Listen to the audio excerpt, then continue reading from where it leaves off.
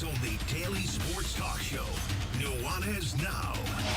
Watch the show statewide on SWX Montana Television. I like football! Now here's your host, Coulter Nuanez.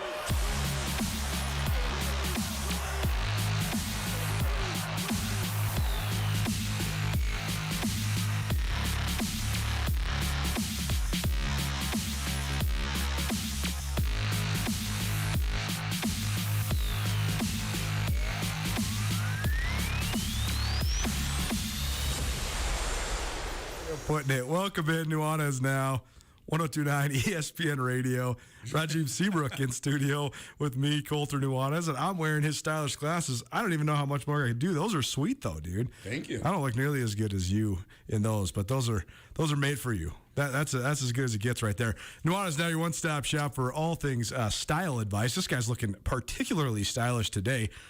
I was thinking about how I'm wearing my Skyline Sports shirt purely out of necessity. I'm heading over to Bozeman tomorrow, cover the Bobcat game. Andrew Houghton, our producer, he's heading over to Moscow, so splitting up the trips here this weekend. But I'm wearing this shirt, marketing aside, because it's just a part of the necessity. I can't pack too much because I got a move to be making over there in Bozeman. Got some stuff to get in my car, so got to keep it light. I don't look nearly as fancy as this guy, but he's holding it down like he always does. Oh, stop it. All sorts of stuff to get to today. Want to stream the show? 1029ESPN.com. Click on Listen Live. Want to call us? Text us? 406-888-1029. That's 406-888-1029. All guests join us via the Regish Brothers RV phone line. Ton of stuff to get to today. About 5 minutes from now, we're going to welcome in Atu Molden. Good story behind that. I'll tell you that one in just a quick minute. We're also going to talk Grizz and Bobcats. We're also going to talk some high school football. Sentinel punches the number 1 seed into the playoffs next week. Missoula Big Sky punches their ticket into the postseason. Missoula Hellgate left outside the postseason picture. So we'll get to all that here in just a minute as well. Regime's got a jet, so we'll keep talking all things college football. We'll also hear from couple members of the Grizz women's soccer team, as well as a kid from up in Polson, Tanner Wilson, who is tearing it up. Guys throwing for 300 and something yards per game. Lighting it. The Polson Pirates are undefeated. So we'll hear from Jarrett Wilson a little later on in this show as well. Remember, subscribe to both our YouTube channel and our podcast. Also, give 102.9 ESPN, Alpine Touch, and Haymaker Beef follows on Instagram and Facebook. And once you do that, text us at 888-1029 and tell us that you did all that. That'll enter you into our fall giveaway. What do we got for you? We got a Traeger smoker. We got Alpine Touch for days. And we got a Haymaker Beef box. We also have a grill, a cooler, and an OtterBox from Twisted Tea. So a sweet fall giveaway for you. 2 different big-time prizes. Follow us on social media, subscribe to the podcast and the YouTube channel. That's all you got to do. A couple minutes away from Atu Molden. What's up, man? How you living? Can't brag, won't complain, man. Always happy to end my day in this studio. And unlike last week, you're here. That's right. It's good to see you. I feel a little bit more complete and less fragmented. And thank you for my Java, by the way. Of course, it is a Florence Coffee Company Friday. It's a Friday. You can stay up late. Maybe got some high school football to go watch. All the Missoula teams played last night, but there is some action around the valley. We'll get to that a little later on as well. But whatever you're doing, there's a Florence Coffee Company near you. So swing on by and go check in with Florence Coffee. No matter when you're in Missoula or around Montana, there's always a Florence Coffee Company near you. Cool story. I've been doing my Grizz Greats podcast series. We're about 6-7 episodes in. Recorded one with Atu Molden, All-American wide receiver for the Grizzlies. Beast. One of the best that ever played at Montana. And then I sent him the link of all the other ones, and he listened to them, I believe. And then he texted me and said, hey, I got some more stuff I want to say. And I said, okay, well, why don't you come on the radio and we'll promote your podcast episode. And, he said, I think he just wants to say something to the city of Missoula, which is very cool. So I actually believe that we got Atu. So we go now to the Regish Brothers RV phone line. Welcome in Atu Molden, former University of Montana wide receiver. And Atu, thanks so much for being with us here, man. I know we were podcasted earlier, but now we're doing live radio. But how's it going, man? What's going on with you? Going great, man. Actually, a great start to morning. Kind of got up a little earlier than I'm used to. I got some two move signs and got some business handled, and been a good day so far. So good. Well, good. Well, I don't know. I think that you guys might have known each other once upon a time. But Raheem Seabrook is here with me in studio, and you moved to Missoula a couple of years before Atu started playing for the Grizz, right? No, man. Atu was actually one of the first Grizz members I ever met. Oh, cool. And I remember he was living on campus in that basement. And our paths have crossed in many different circles, and I always just thought, outside of being an outstanding athlete, I always just thought he was a cool brother, always had beautiful dogs, and just have followed him post-Grizz, being in the AFL. And even though I'm a few years older than him, I always just kind of looked up to him. I liked the way he carried himself and how the brothers on campus kind of rallied around him. And it's just an honor and a pleasure to talk to you again. And I hear that you're doing good things. I heard you. Are you getting into gardening? I don't want to get away from football, but I heard you doing some gardening, doing some things with organics and just living healthy, man. So talk to a brother while you're talking to the people. Yeah, man, all kind of stuff I've been doing. I just kind of like to live a more down to earth life. So one of the things you have to do is grow your own food. If you're not going to be making a lot of money, so you kind of have to find ways to develop yourself outside of what you're normally doing to kind of make ends meet. And I started gardening, and then did all kind of stuff, man. Now that weed's legal in California, been able to grow that and produce some pretty good stuff with that. And I've just been learning a lot of stuff about myself and what it takes to live a life outside of the mainstream.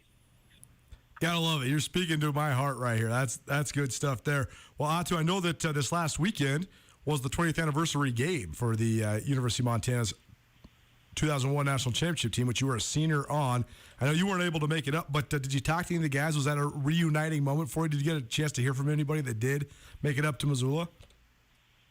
Obviously, with the advent of social media, you can kind of follow things without being there. So I followed as much as I could, and I saw it looked like the guys had a great time from the pictures I saw and the guys I spoke to since. I actually just got done meeting this morning with Andy Thompson, who coaches for Sac State now. Right. And he happened to be there, right, because they were playing Sac State. And he and I got a chance to kind of touch base and run through stuff and talk about life and talk about family, since he has 3 kids. And, you just it's good to be able to give back to guys and to meet up with guys later in life and see how you're doing 20 years later, because a lot of things change from when you're in a 20-year-old's mindset to now a 42-year-old man's mindset. It's a completely different world out there. Atu Bolden joining us. It's ESPN Radio around the state of Montana, here as well as on SWX Montana Television. I'm Coulter Nuanez. Atu Bolden, a Hall of Fame receiver for the University of Montana 2001 National Championship team. And Atu, I know when we were texting the other day after I sent you the podcast, you said you got a couple more things you wanted to say to the community of Missoula, the city of Missoula. So here we are on the radio around the city of Missoula. What's up? What's on your mind?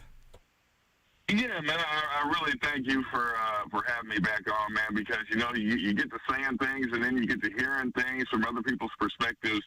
And when you're very appreciative of things, sometimes I don't think you really get a chance to say it, or sometimes you don't feel like you say it in a way that people really understand and feel how you feel about them. You know what I mean? And the people in Missoula, the city, just treated us so good while we were there and treated me personally so well.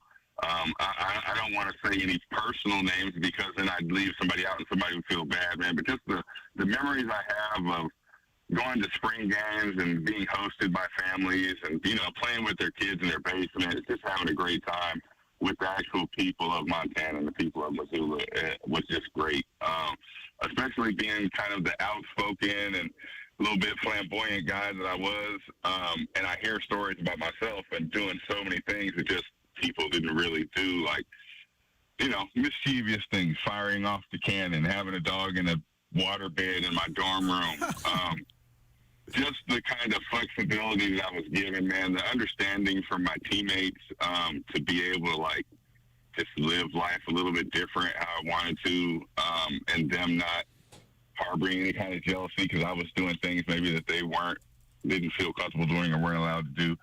And I just really was very appreciative of that, man. I don't think I could have had the college experience that I had the way I had it anywhere else.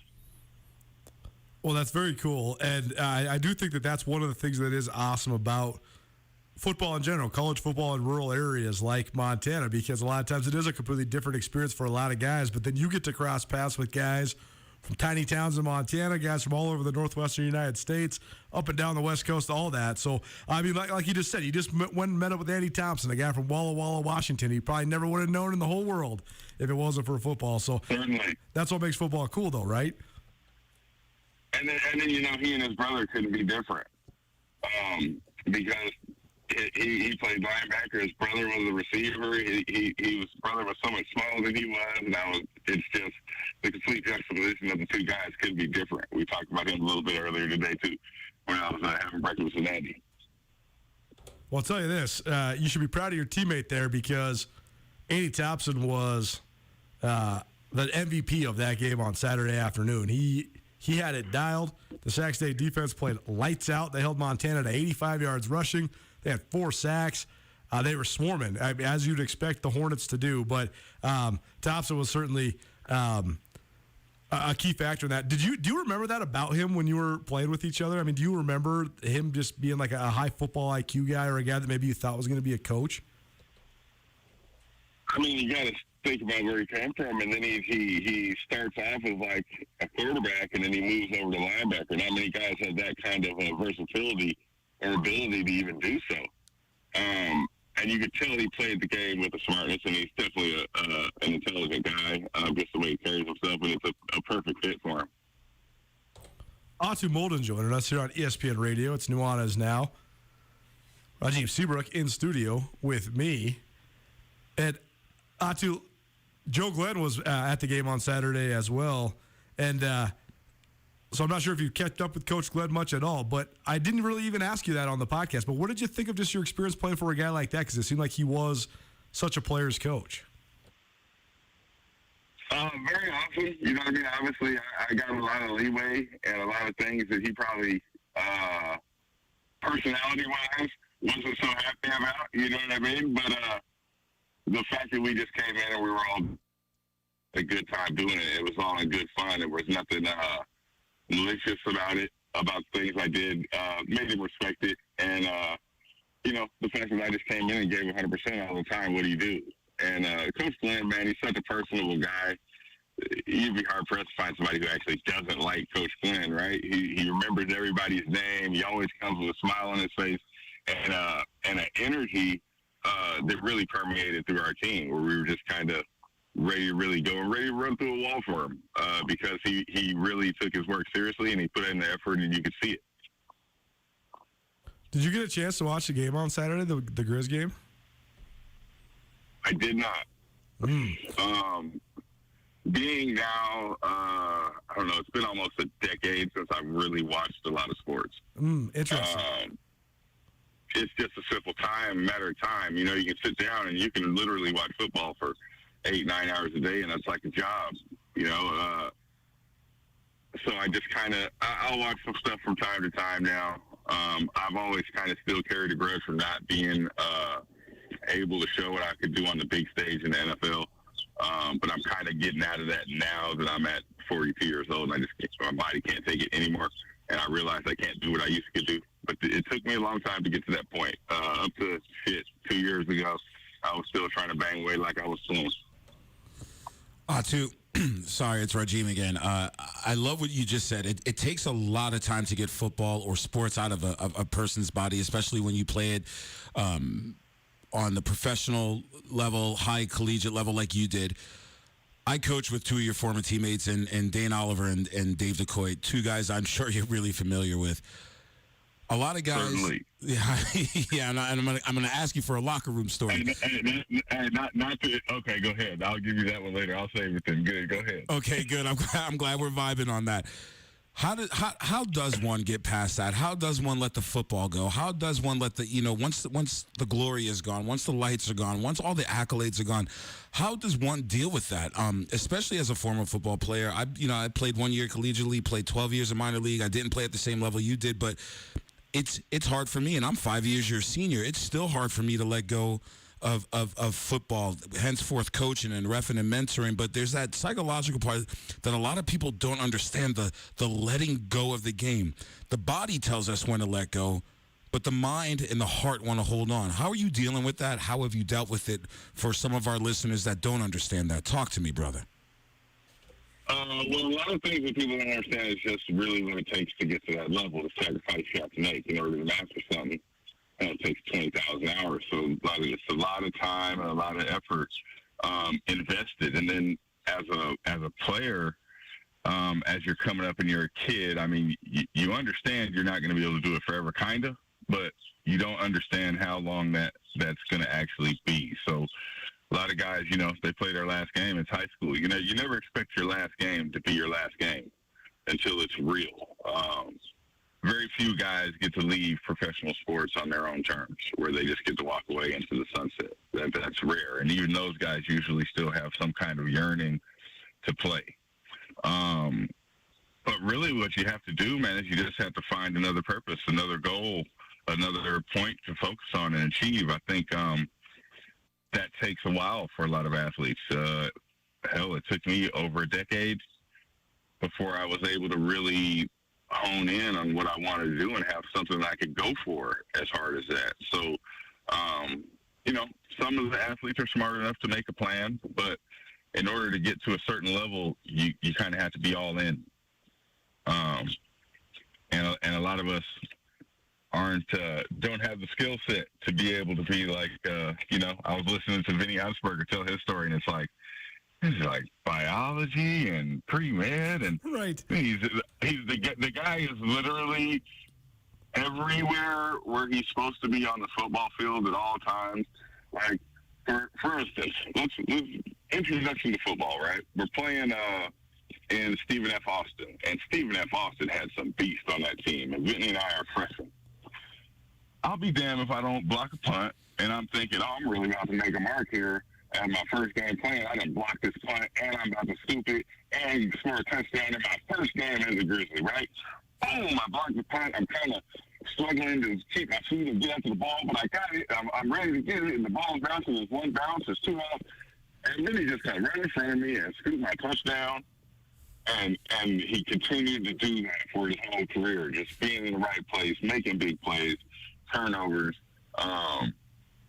And he was he literally was that smart that he could be a biology major and think about doing pre-med and mess around and be one of the best safeties in 1AA. So everybody doesn't have the same talents. So you have to work with what you work with, and if you get out without a plan, it's just about finding your focus, man, and really remembering who you are, that you're in a rare class of people and you understand what it takes to get it done. It's just a matter of focusing and applying those things to other facets of life. Atu Molden joining us here on Nuanez Now. It's ESPN Radio, SWX Montana Television. Rajim Seabrook's in studio with me, Colter Nuanez. Atu coming to you from Sacramento, California. All right, tell us the locker room story. Now, we got to know the dirt, especially when Dane Oliver, he's going to the playoffs. Yeah. I don't know if you know this about Coach. I don't know if you know this about Dane, but Dane now is like the king of high school football in Montana. He's coaching Missoula Sentinel. They're on a 17-game winning streak, number one team in the state. Let's go. Defending state champions. Rajim helps him out. So Dane's balling right now. But anyways, carry on. And Dave DeCoit's on that team. And you know about Dave, Mr. EFK, but we won't say what that means. You know what's going on. But dig deep, but let's keep it clean like a washing machine, baby. Well, stories are locker room stories. I really don't have a lot of those. But what I do remember about Dane, and Andy and I were talking about this today, is we were like, and we were just talking about the mode of the team and how everybody, no matter where they were on the depth chart, just seemed to make these big plays. It impacted us, whether it was impacting us emotionally, impacting us with actual score on the board or wherever it was. And I just used to see Dane, and when he came in, guys, when they first start, they're kind of underdeveloped, and his helmet looked so big, and he looked so small. but he was like quick and slick, and they always used to run him over the middle, and he took some of the biggest hits I've ever seen a Montana receiver take. and he would catch the damn ball. And I don't know how he would even get up. You look at him, you'd be like, he had to die this time. He can't get up again. Like, he can't get up again. And he gets up and he has the ball, he goes, takes his rest. And, that was just Dane, man, a real hard-nosed little dude. I heard he beat Billy Cockill's team, and Cockill's a little upset. He did, yes. Dane is the man over there and putting it on him. That's right. So Billy Cockill, now former Grizz offensive coordinator, wide receivers coach, is the head coach at Helena Capital. Excuse me, the offensive coordinator at Helena Capital. There you go. Kyle Mihalish is the head coach there. But yeah, I mean, Coach Oliver, 32-0 2 weeks ago, Rajim, against yes, Helena sir. Capital? You know what? All those points, man, I forget now. Man. All the butt whippings are starting to pile up. Dane Oliver's got the Sentinel Spartans headed in the right direction, and he coaches a lot like Joe Glenn. A lot of what he totally. A lot of his foundation and his scaffolding is built off and around the family tree known as Joe Glenn. So, too, if you ever make it back up to the 406, man, please come to practice and razz Dane a little, but also talk to the kids and share your love of this game and your passion and your knowledge, man. You are a legend in this town and a good man in your own right, and the city loves you, as does this man talking to you right now. Let's go. Thank you very much, brother. Well, Atu, before we get that's something that I'm experiencing. That's something that I'm experiencing now, just being at the age that I am and ready to give back. It's one of the most fulfilling things you can do is talk to the younger kids and give them a little experience, a little beforehand knowledge that they can kind of soak up and take with them to carry with them in the future. Atu Molden, he joined me last week for a Grizz Greats episode. That's live. You can find it at grizzgreats.com or on all your podcast hosting platforms. To search Grizz Greats, this season is the 20th anniversary of the 2001 national champion Grizzlies. Atu was a senior wide receiver on that team, an All-American that year for those national champion Grizz. Atu, it's been very fun for me to circle back around with you and get to know you again as an adult and talk to you so much these last couple weeks. So thanks so much for taking the time, man. Thanks so much for being with us here on ESPN Radio. Always, man. I appreciate it. Until next time. Hopefully it won't be another 10 years until Montana puts up another championship. If not, I'll definitely be there in Missoula to celebrate another 30 years as the last Dogs. Gotta love it. Atu Molden. Go check out Grizz Greats, grizzgreats.com, or any of your various podcast hosting platforms. Great having Atu Molden on the show, man. Very fun. Yeah, that was good, man. You know what? One thing I miss about Atu, outside of his swagger, brother had some of the best hair. Like, if you need a top 10 Grizz great hair guy, like, Atu's right up there, top 5, man. So I know that this is partially just the perspective you get as you grow older, but also this is a definitive thing that I've observed in society now. Guys now that are in college seem much more like kids still. Yes. I don't know the reason why. Like Atu Molden was like an idol as well as like star athlete. You know what I mean? Like he had a cult following. That's what I'm saying. Like he's like trend setting. Like what people he was influencing like local fashion and like his hair and stuff. Yeah, like, totes. The dog and like I mean I don't know, man. Now I feel like the dudes who play for the Grizz and the Bobcats, they're still cool. They can still go, get into whatever bar they want. I mean, it's not like it's hard to get. You know what I'm saying? Right, you know what I'm saying? right. Like they can still go run the show wherever they go, whatever. But it's not the same, man. It's just not the same. I look at cats like him, Dan and Dave DeCoit. Yep. Jayton Simpson, for sure. Owen Swagger, like Levander Seegers, like for sure. Guys that were just. They were dudes in their own right. Dude, I think so much of it is this, man. I think technology, it's the cell phones, man. I think it takes away. It does. It waters it down. Like it takes away from a person being an individual. I think exactly. I think it makes you have a little bit more self-awareness in good, but also very bad ways. True. Like part of it is the authenticity of it, right? Like when you have the big afro, like. Just rocking it and being so into it is part of the selling of it. You know what I mean? Like exactly, because he didn't have to. Atu didn't snapshot, put it on Facebook or Instagram to justify it. He was cool with who he was and let it flow, bro. Let's go. It's been very fun for me catching up with all these guys because I was like 14, 15 years old when this was going down. Also, one of my best friend's older sisters, who's one of my good friends as well, she was about the same age demographic as them as well, and. somehow she got hooked on this. I told her that I had interviewed somebody I knew she was still good friends with, and then all of a sudden, now every morning I get a text. I listened to the Atu Mold. I listened to Johan C. Humphreys last night. Love it. So I got one last question for you, though. Yeah, man. When the Grizz won that 2001 national championship, yes, the program was rolling at as high a level as there had ever been at this level. I mean, they were the only other real programs that had ever been at the height that Montana was at that moment were Georgia Southern and Youngstown State. Georgia Southern had won 5 national championships leading up to 2000. And Youngstown State had their epic run with Jim Tressel. I think they won 4 out of 6 or 4 out of 7. So they were really, really good in the 90s. But the Montana was peerless at that moment. It's crazy, right, that Montana hasn't won a national championship since then? Like, I never thought we would be doing a 20th anniversary of the 2001 team, and that anniversary would also be the anniversary of the last national championship at Montana. When you say that, it's almost like I want to have an out-of-body experience, just because weird, right? It is really weird. Because Montana's played for the national championship multiple times since then, but they have not won. Yeah, they've kind of had a, like, when the Giants met the Patriots, like, the appearances stopped. The appearances were there, but the win stopped. Right. And it's kind of weird, like, when you put that into perspective, looking at it through that lens, it's odd to say that. Like, really, really weird, actually. It's, I would say, the number one reason that Bobby Hauck is back at the University of Montana. He's got to close that circle. He circle. wants to be the guy that leads them and breaks that streak. And also, the only real blemish on his resume is that he is 0-3 in national championship games. Which is like a healthy first world nation. I'm only 0-3 in champion.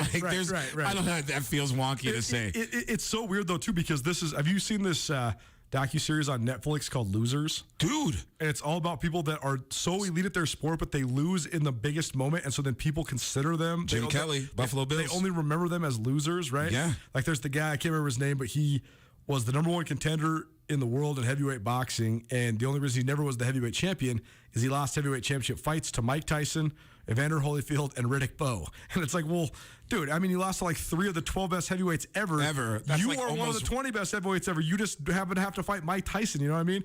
There was another one about John Vandeveld, and I'm in the mid. Don't ruin. I'm in the middle. I mean, I'm in the middle. Yeah. It's but I guess the point is that if Bobby Hauck had never made a national championship game, then there wouldn't be the narrative attached to his resume that he can't win the big game, right? Yeah. And first of all, that's blasphemous to say, because Bobby Hauck has won enormous games. I mean, when they were knocked off number 1 James Madison in 2008, that's one of the 5 biggest road wins in FCS playoff history, man. History. It is, for sure. I mean, that James Madison team was rolling. They were undefeated, number 1 in the country. That stadium holds as many, if not more, fans than Washington Grizzly Stadium. And that was a huge win. But regardless, I do think that Coach Hauck has a distinct motivation to lead Montana back to a national championship. I think that's one of the main reasons why he's back at his alma mater. I mean, it's obvious thing to say, but I don't think that Bobby Hauck's going to leave here until he accomplishes that goal. I really don't. I'm okay with that. Keep him. I like the word stalwart. I was down on campus earlier today picking up some passes for my guys. We're sending one team from Skyline Sports over to Moscow. We're sending another team over to Bozeman. We're going to get you set up for those 2 matchups and diagnose even further what's going on with the Grizz, particularly on offense. Keep it right here. It's Nuanez Now, ESPN Radio. Hey, it's Colter Nuanez from Nuanez Now, here with Brent Wahlberg of the Wahlberg team at Windermere Real Estate. It's a complicated real estate market right now. What do you think is the biggest challenge? This is a real tough market for buyers, because what we have right now is an unprecedented lack of available options, low supply. You have to be extra competitive. You've got to make your first offer your strongest offer. Experts like myself in this market can really help people do that. Call Brent Wahlberg and the Wahlberg team at 529-4663 today. Open your new Stockman Bank account anytime, anywhere with online account opening. Now, you can open an account in minutes on your laptop, tablet, or mobile phone. It's convenient, simple, and secure. Open your new account today at stockmanbank.com. Then, add our online and mobile banking services so you can manage your money when, where, and how you want. Stockman Bank, Montana's brand of banking. Member FDIC. Fresh ingredients combined with home-style recipes are what we're serving on the Montana Club's Fall Comfort Food Menu. Warm up with the Osso Buco or hearty chicken fried chicken, or savor our hot in the skillet chicken pot pie. Of course, cool days call for yummy desserts. Cap things off with the club's creamy pumpkin skillet a la mode or skillet apple pie. Visit your Montana Club today. Full menu at montanaclub.com. The Montana Club on Brooks and North Reserve, Missoula. Bob Ward's is making the list and checking it twice. It's the Big Game Hunting Checklist Sale going on now at Bob Ward's. Your hunting and outdoor headquarters will help you mark off everything you need to gear up for big game hunting. Rifle? Check. Camo? Check. Ammo? Check. And the list goes on. Get into Bob Ward's now and gear up during the Big Game Hunting Checklist Sale, only at Bob Ward's. The gear you need, you'll find it at Bob Ward's. Sports and outdoors, Montana style. And you know I'm gonna treat you right. You give me fever. This here's the king, and I'm speaking to you once again for all them good old folks down there at Rockin' Rudy's. That's where they're having that big old gigantic store-wide sale. You know, I've been battling this damn COVID-19 for months now, but thanks to the fantastic caregivers, I've been able to overcome the virus. I did lose about 175 pounds. Now I'm down to a svelte 250, naked. All I could eat was peanut butter, banana, and bacon sandwiches with an occasional jelly donut. Boy, them pounds peeled right off. Anyway, back to Rudy's gigantic big old store-wide sale. Everything in the store is on sale. All their cards, gifts, jewelry, toys, music, everything. It's all on sale. Rockin' Rudy's. They're on sale now. And don't forget to bring a jelly donut for the king. Give us fever. ESPN Missoula Sports Center. Big Sky is into the playoffs, and Sentinel is the top seed, while Hellgate is on the outside of the postseason picture after a wild Thursday night of high school football. Hello, I am Coulter Nuanez. Caleb Wren had 4 touchdown passes, including 3 to Lewis Sanders, and the Eagles earned a playoff berth by routing the winless Kalispell Braves 34-6. Wren and Saunders hicked up from 43, 15, and 20 yards as Big Sky broke from a 14-0 halftime lead. The win, Big Sky's third, punches the postseason ticket for the Eagles, while Flathead's season is finished. Hellgate fell short of the playoffs after falling 55-20 in Kalispell to Glacier. Jake Randina ran for 218 yards and 4 touchdowns on 28 carries. Hellgate kept it close as a touchdown run by Connor Dick and a scoring pass from Dick to Ian Finch helped the Knights trail 35-20 at halftime. Sentinel is the top seed for the second straight year after building a 28-0 lead and holding on for a 28-14 victory at Butte. Sentinel's 18th straight victory, dating back to the beginning of the 2020 campaign, came thanks to Adam Jones scoring a rushing touchdown and throwing another touchdown to Charlie Kurgan to help boost the defending state champions. And finally, top-ranked Florence rolled to a 63-26 win over number 6 Big Fork behind 5 total touchdowns from Pat Duchesne as the Falcons stayed undefeated. And in Class A, number 2 Laurel stayed unbeaten with a 42-7 win over Havre. This 102.9 ESPN Missoula Sports Center is brought to you by Aspen Sound. Yeah. Hey, yo, Black, it's time. Word. It's timing. It's time, man. All right, begin. Yeah. Straight out the open dungeons of rap. Where fake niggas don't make it back. I don't know how to start this.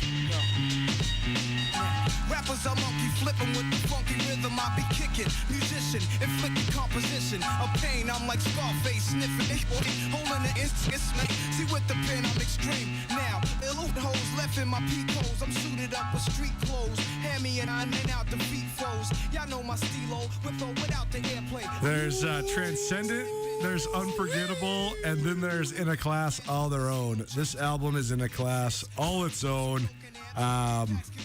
I was debating this with myself earlier this week. Oh, kick it. Do moments in time when certain musical artists and or albums come out where it's a shift in culture and society, does that still exist with the way that the internet works and how everybody just releases all these singles all at once? I guess what I'm saying is, like, this album was a diametric shift in not just music, but like in social consciousness. But there's been even more profound ones, like the Marshall Mathers LP when Eminem dropped. Oh, jeez. Just the way that it shocked people in so many different ways, not even in an offended way, but like just a wow, like the eye-opening experience that was for so many people of all different backgrounds and races and everything. Does that happen anymore, I wonder? I think it does. And my stepdad, who's a master recording engineer, 2-time Grammy winner, by the way. I love this. Yeah, sorry, I just had Trust me, I tell every person I know when they're like, who's a cool dude on Fridays that's rolling with you? I'm like, dude, he's like my music soulmate. And his dad is like this Grammy award-winning music guy. Yeah, I know. And our engineer loves my dad like as an engineering idol. So it's legit, kids. It's called sharding. And what I mean by that is there's this moment in time where a new shard is created, like it fragments off of the tree of life. In this case, we're talking about music. The same thing happens in sports. Like every couple of generations, it's a LeBron or a Moses Malone or Derek Jeter, where people just take it, whatever that norm is that we culturally surround ourselves by, and they tweak it to such a point where we're caught off guard. Right. And it's not a moment of love or disdain. It's holy buckets. What is this? Yeah. And I'm so attracted to it, or I'm so put off by it that I have to pay attention to it, that I can't stop looking at it.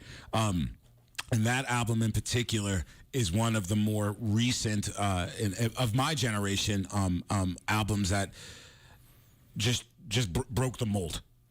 Someone else that I would say more currently that has done that for music, I would say, is a Beyonce, where it's just shattering sales, shattering records, shattering images, and preconceived constructs of what an artist can be. So, yeah, I love it, man. Good comparison.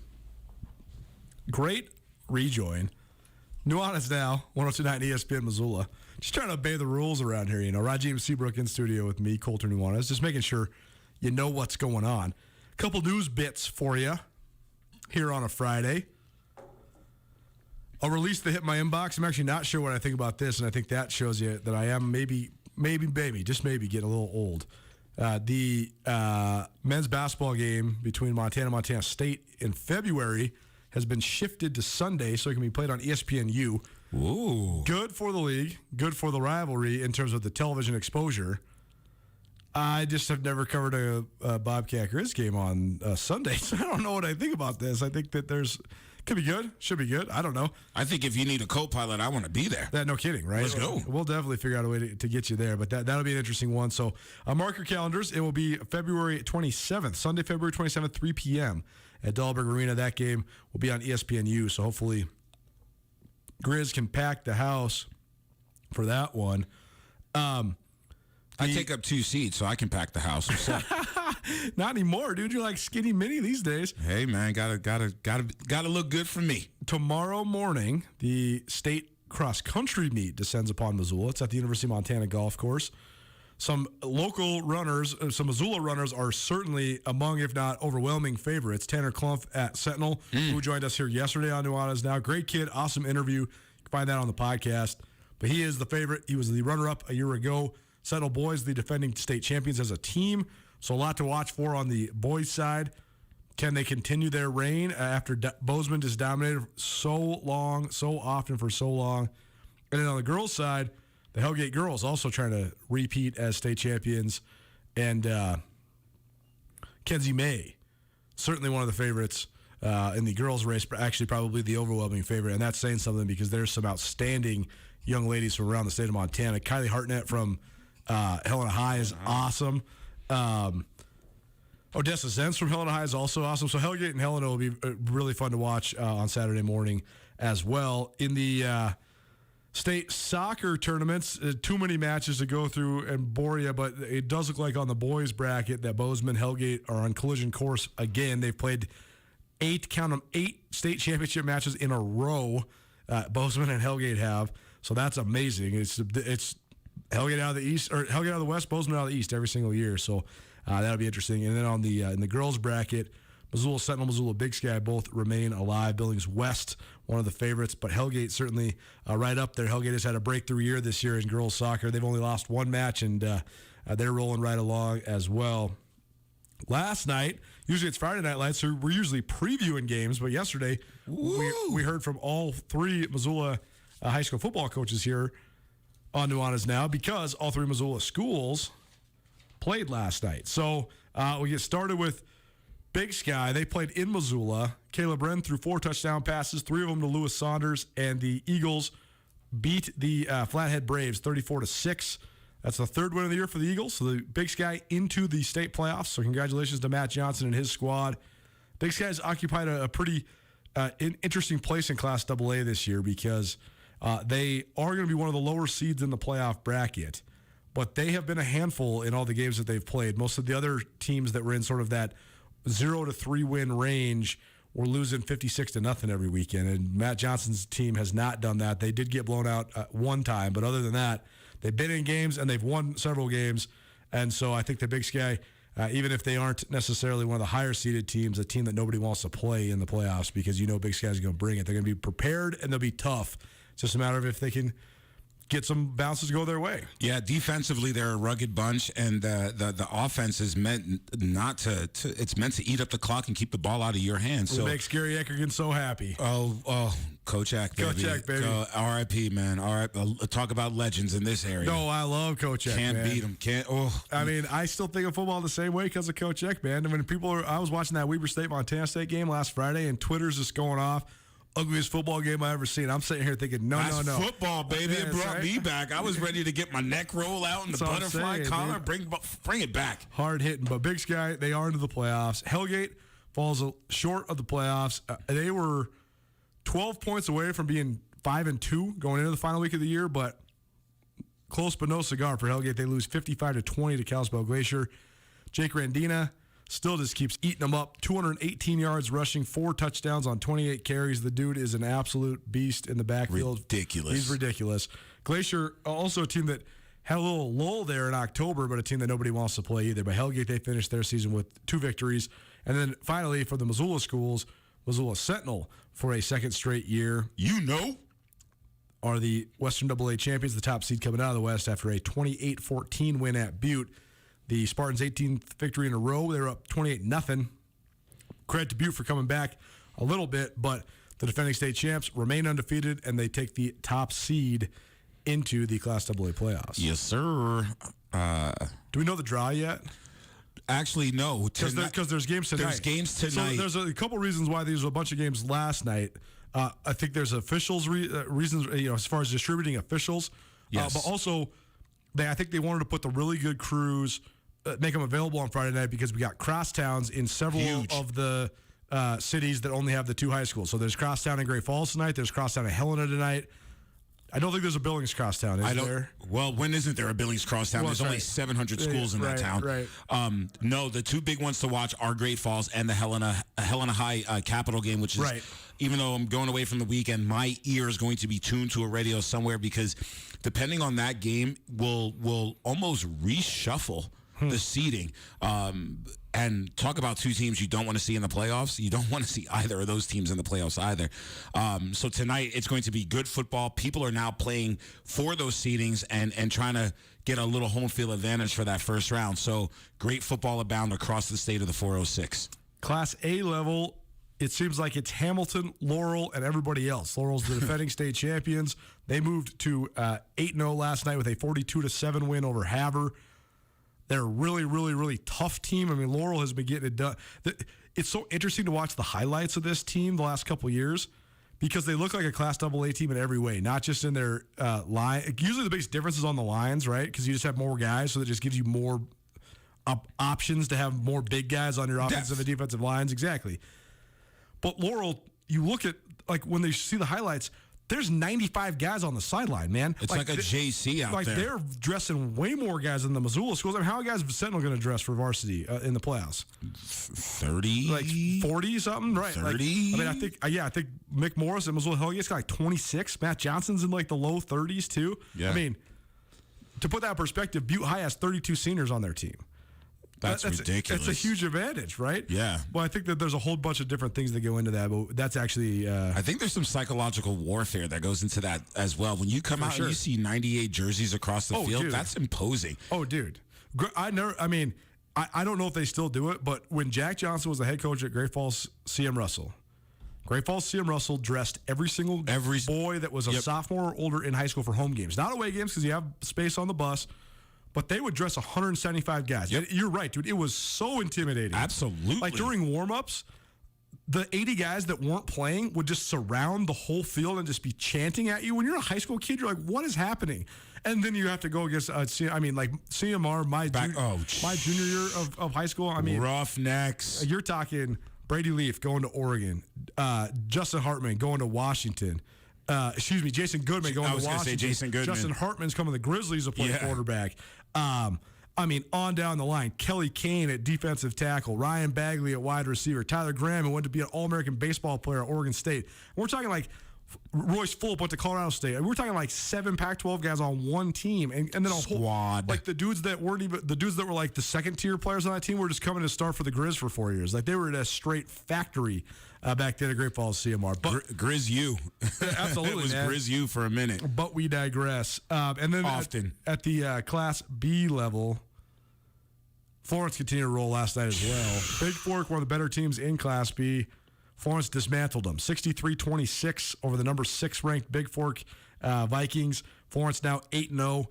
Pat Duchesne, 5 total touchdowns. I'm telling you, man. Dude, he's good, man. Just give them their trophy. Right, like, watching that game, man, I was on the NFHS website. Yeah. Son, they might give some Class A teams a run for their money. Oh, they absolutely could. That defense is sick. Because they have a Division I lineman. Yes, they do. That gives you a huge advantage. The fact, especially on the D line, like the fact that the Abbott kid can play on the interior D line, that gives you a huge advantage. But they also have, they got a college level quarterback in Pat Duchesne Jr. and Blake Shoop and Tristan Payette, Payette's sick. Like their playmakers, they have a lot of weapons, man. I think they could give trouble to almost everybody. Oh, with their offense, I don't know if they could slow down Class AA teams defensively, but their offense can score points on anybody. Anybody, and I'll take them. And you know what I like? It's like watching when they're on defense. It's like watching a bunch of wrestlers in pads. Like they attack body parts. It's not tackling, it's attacking body parts, and I love it. Little Florence dogs down there, aka the Falcons. You gotta love it. It's part of our Prep Extra presented by Farmer State Bank. Farmer State Bank enriching the lives of Montanans since 1907. We're going to attack some Grizz and some Bobcats before Rajim's got to hit the road. Let's go. He's going to go get his mind right this weekend, which sounds very fun. I am going to go to Bozeman to cover a game between Montana State and Idaho State, which actually has more intrigue than maybe I first expected before I started doing my pregame interviews. We'll give you the scoop on both the Grizz trip to Moscow, the Bengals trip to Bozeman. Keep it right here. It's Nuanez Now. Hi there, it's Les Schwab Tires, introducing the new Backcountry AT2 for a quieter ride with improved performance in wet conditions. Because when it comes to keeping your family safe on the road this winter, the right tires help you feel prepared for anything. Mom, hey Mom. Well, almost anything. Plus, save up to $130 when you buy Quatrack tires with financing. Les Schwab Tires. Limited time offer. Terms and conditions apply. See leschwab.com/sale for details. Why build a work history at a job when you can build a future in your own business? Westpac Wealth Partners is looking for entrepreneurial-minded people who are ready to take their future into their own hands. Nick Tabor and his associates provide clients with financial tools and tested solutions for navigating this complex financial climate. Westpac Wealth also has a work culture that has been recognized as a best workplace in Fortune magazine. If you're ready to start building a business in a long-term career, apply at westpacwealth.com. Westpac Wealth Partners, LLC is not an affiliate or subsidiary of PAS or Guardian. Insurance products offered through Westpac Wealth Partners and Insurance Services, LLC, a DBA of Westpac Wealth Partners, LLC. Grizz Hockey is looking to stay undefeated at home this Friday night when they host the University of Providence. Grizz Hockey is quickly becoming one of the hottest tickets in town. Last week, encouraged by a sellout crowd, the Grizz came back from a 4-1 deficit to beat Montana State 5-4. Now Grizz Hockey will need their fans' energy as they take on the University of Providence this Friday at 7:30 p.m. Tickets will be available at the gate, but you can skip the large lines by buying your tickets early at Hockey Wolf on Brook Street. Beer and seltzer sold at the game. Grizz Hockey versus the University of Providence this Friday at 7:30 p.m. at the Glacier Ice Rink.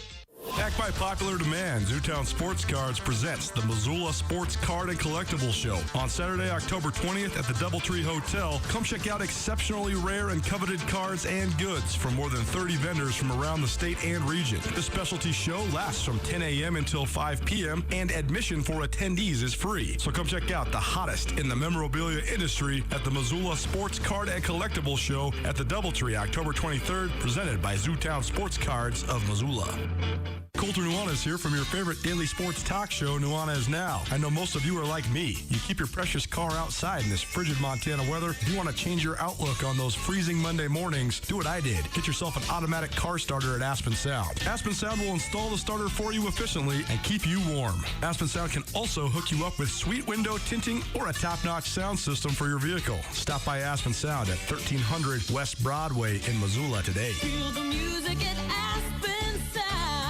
This is Mike Nugent with Berkshire Hathaway Home Services. Berkshire Hathaway provides Western Montana with full-time real estate professionals for you whenever you need us. Our reputation as the state's most knowledgeable and available real estate group has helped build unmatched trust in the Garden City and statewide. If you have been thinking of making a real estate move in the short or long term, give me a call. No pressure, no expectations. Just professional opinions and service at whatever pace you are comfortable with. Give me, Mike Nugent, a call today, 531-1802. And remember, every question is good to ask. This is Nuanez Now on 102.9 ESPN Radio Missoula.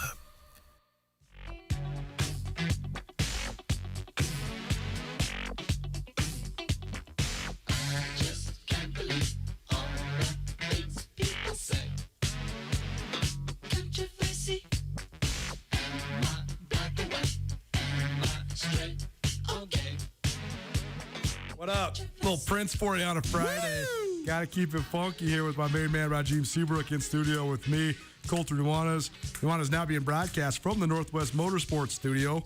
Northwest Motorsport, new to Missoula, new to Montana, located at the corner of Stevens and Mount here in the Garden City. You can also find the largest inventory of trucks in the Pacific Northwest at nwmsrocks.com. That's pretty cool. One of our good partners at Vertex Fitness right there on Russell. The Vertex Fitness and Apex Bistro, they've collaborated with the University of Montana Switchback Records to hold a couple outdoor concerts. One was last week, and the upcoming one is this next Friday, Wolf and the Moons from 5 to 7 p.m. So very cool. If you haven't been to the Apex Bistro or Vertex Fitness, they have a third-floor rooftop. It's one of the best rooftops in the city. And they also, it's a gym, but they also have a beer and wine license, so you can have some beers, some wine up there. So the concerts are free, open to the public. Again, that's 5 to 7 p.m. Friday, week from today. So that's the 29th, October 29th. Vertex and Apex donating 10% of the proceeds directly to the local artist to continue supporting the music scene in Missoula. Food, beverage, and beer specials available. So come enjoy that beautiful outdoor venue with an added comfort of some heating lamps. And come check out some sweet concerts at the rooftop of Vertex Fitness. For all your information, visit vrtxfitness.com. That's vrtxfitness.com. Stay fit for your Montana lifestyle. Come visit Vertex Fitness. Rajeem, did you get a chance to watch the Grizz game last week? I know you're feeling a little under the weather, so you had to miss the pregame show. Appreciate your consideration for that because we don't need to be. Nah, man. But you're feeling. I didn't even ask you. Are you feeling better though? Yeah, man. We'll get into that later. I That's think all good. These shots that you got to take to keep your body safe makes you feel funky and wonky. Hey, I got you. I feel you. I didn't know whether I was feeling bad from the shot or from watching what I saw on that screen. Right. Both added nausea. What your take? What's going on with the Grizz right now? I find it fascinating that we've done. I mean, I have done more hits on podcasts and all this around the region and the league, trying to diagnose the issues of Montana's offense. And I find it so fascinating that 3 or 4 weeks ago, everybody was talking about this team's a national championship contender. And now everybody's saying, what's going on? How are we going to score a point so we can win a game? Well, when you lose players to injury and at key positions, we'll start at the running back. When you are going third, fourth string on your depth, that's never a good sign. And before I even get into personnel, I think the win against Washington may have been a blessing. Not so much. May have been I don't know, a curse in disguise versus a blessing in disguise. Well, we've seen it. It's not actually different than the trend that we've mostly seen over the last 20 years. This year, 4 Big Sky Conference teams took down FBS opponents, including 2 beaten Pac-12s. Yes. Montana beat Washington. NAU beat Arizona. Of the, I guess now 22 victories. I guess we take this year out of it because we don't know who's going to be in the playoffs, et cetera. But there was 18 previous times where Big Sky schools knocked off FBS opponents. 3 of those were Montana beating Idaho before the Vandals basically canceled the home and home because they didn't want to lose to the Grizzlies every year, even though they were a division up. Mm-hmm. But other than that, the Eastern Washington teams of the Bo Baldwin era in 2014, 2015, when they beat, I believe, Washington State and Oregon State respectively, those 2 teams, and then UC Davis in 2018, who beat San Jose State. Those are the only Big Sky teams that made the playoffs after beating an FBS in their opener. We've seen Idaho State go to Nevada and win a game. Didn't even have a above 500 record. We've seen Sac State win 2 FBS games in the last 20 years. Nothing. No playoffs. So sometimes it can be a harbinger of bad luck. I don't even think it's actually bad luck, though. I think it really is when – I think that one thing the Grizz are struggling with is Bobby Hauck's coached more than 100 games in his college career. Mm-hmm. And when he proclaims that that's the biggest win in his coaching career – but it happens to come in the first game of the season. Where do you go from That's there? hard, man. It's really hard to maintain that level. And I think the Grizz were playing at such a high level for a couple weeks after that game. I think it almost impacted them from a health perspective and a psychological perspective. So you just wonder if that's what's missing. It's hard to get the swagger back when it was so high. And like you said, you get dinged up, but also how do you replicate what was such an epic moment in your program's history and your coach's history for this group of guys?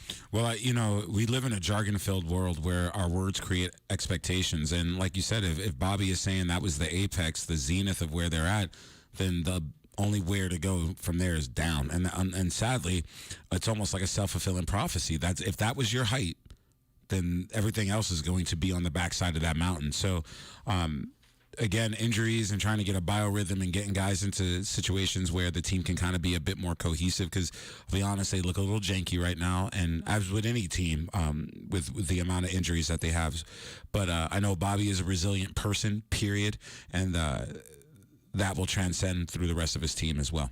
Montana at Idaho tomorrow afternoon at the Kibbe Dome. I guess it'll be early evening here in Montana. 4:30 local time kick, 5:30 Montana time kick. So they battle for the Little Brown Steins, the second longest rivalry for the Grizzlies besides their rivalry with Montana State. I think this is the 85th, maybe 86th time these 2 teams have played. A sizable advantage on Idaho's side. That's the thing that is, and I've talked about this extensively during my Big Sky podcast tour this week, but I think that the thing that's most perplexing about the Vandals is that not only can you win in Moscow, they've won at a very high level for a very long time. They just haven't won at any sort of a level since they made the faithful or damning move to move up to the FBS in 1995. So now that they're back in the Big Sky Conference, they've really, really struggled. Their struggles cannot be pinned on talent. I think that they're a talented team, and we had Trey Walker on this show earlier this week, and that dude's going to the NFL probably, in my estimation. He's the best linebacker in the league. They have dudes at Idaho. They just can't put it together. I think it's a very strange situation in Moscow. Yeah, it's called, I don't know, too many fragmented pieces and not enough jointing together of them. Yeah. I do want to go back to the Little Brown Stein. I miss those games. Sure. Like across college football. Like I remember growing up and it would be the battle. It was the Apple Cup or like just these historical aspects of rivalries. Why has that disappeared? I don't know. Like what and I know it falls under PEP and all that stuff and society is different, but there used to be, playing for the Paul Bunyan Axe, like when Wisconsin and Minnesota, I think it's Wisconsin and Minnesota would play for the Bunyan, even if they were both 0 for teams, that one game was like so fun to watch because they were playing for something. What happened? I know. I saw the battle for the Grand Canyon Trophy between Northern Arizona and Southern Utah. But it's cool. Those are cool. Those are cool games. It is cool. I think those many of the games still exist. They just don't publicize them really as much. Yeah, it's because of the TV nature of it, man. The TV broadcast wants their game to seem like the game that's filled with the pageantry. So sometimes then they avoid. How do you say this? But that's part of the pageantry when you're playing for something. It is. I guess it just used to be so much. Now with all these networks and all this stuff, you're trying to pick like these chic games because every game's actually on TV now. True. So the leveling of it used to be like the battle for the Land Grant Trophy between Penn State and Michigan State. I remember, dude. That was one of my favorites. That was going to be on TV always. Now, if those that's not going to be on national TV, like that game would be on TV in the 80s and 90s. Absolutely. No matter what. Totally. Even if they were both 4-4 teams. Yeah. Now, it's like, because they have the ability to move the broadcasting rights around all the time, right? They're going to pick Northwestern versus Ohio State. If Northwestern and Ohio State are the better Big Ten teams that year, you know what I mean? Right, yeah. So I think it just takes away from the exposure of it. It's more about money and less about, as you would say, the pageantry. But I would say the real football fans, they know what's up. Last question for you. Yeah, man. So the rumblings I'm getting from across the border into the Gem State there in Idaho is that Paul Petrino's in a contract year. He's up against it. They gave up 71 points to Eastern Washington last week in a 50-point loss. Embarrassed Idaho was by Eastern Washington last week. Since return to the Big Sky Conference, they've done next to nothing. And Paul Petrino's in a contract year. So it's go time right now for a staff that has a lot of guys with Montana ties on it. But I also think it's go time for Montana. Montana cannot afford to lose a third straight Big Sky Conference game. I think Montana's only lost 3 straight Big Sky Conference games one time in the last 30 years. So they cannot lose 3 straight Big Sky Conference games. So that's my question to you, though. Is this a must-win for the Grizz on Saturday? Heck yeah, it's a must-win. Don't ask me rhetorical but done to questions, and I say that with all the love in the world. It is a must-win. Every win from this point out is a must-win. If you want to make the playoffs, if you want to not make the zenith of your season the first game of it, then this is a must-win. And I know that right now they're probably feeling like the animal that's backed in the corner. What is that animal going to do here in about 24 hours? He's Rajiv Seabrook. He joins me every Friday here on Nuanez Now. Loving it. Thanks so much for coming by, man. It's good to see you. You too, man. I love you. Hour 1 in the books, hour 2 coming at you. We're going to keep breaking these games down. Going to bring in Andrew Houghton to diagnose what's going to happen in Bozeman with Idaho State coming to Montana State. What's going to happen in Moscow with the Grizzlies visiting the Kibbe Dome. We're also going to hear from a couple members of the University of Montana women's soccer team, and we got one of the most prolific quarterbacks in the state, Tanner Wilson, joining us. Keep it right here, ESPN Radio. I get this question a lot. Jay, what's your love of trucks all about? Is it the versatility, the power, or do you just like the look and feel of the truck? Well, it's all the above. Trucktober is on now at Northwest Motorsport, and we're bringing you along for the ride with low interest rates and savings on your favorite off-road lifted and diesel rigs. Shop over 900 trucks online at nwmsrocks.com. That's Northwest Motorsport. Trucks, and more trucks.